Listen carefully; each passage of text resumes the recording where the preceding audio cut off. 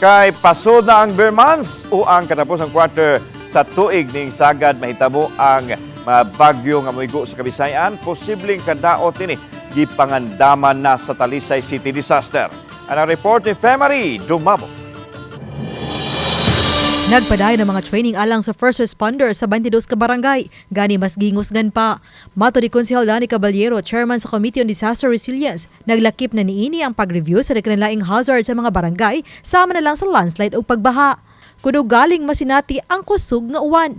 Sagad bukuso-kuso ang bagyo sa Kabisayan ug Mindanao sa katapusang mga buwan sa tuig. Instruction ni Mayor Samsam nga kinahanglan ang tanang barangay i-train gyud nato ang katong mga kinibitong community first responders nga mapadaghan gyud nato no kay what if na mga posibleng mga panghitabo, like for example bare months na ra ba unya daghan kay mga posibleng mga bagyo nga moabot sa atoa. Samtang ni paubo sa duha ka adlaw nga strategic disaster risk planning and management ang mga personnel sa Talisay City DRMO.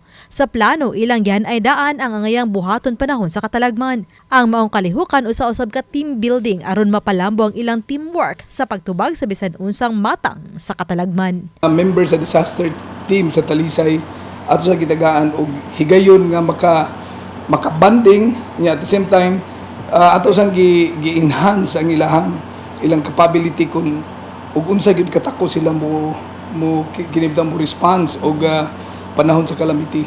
Obani Godfrey Rilien, Femari Dumabok. Balitang Bisdak.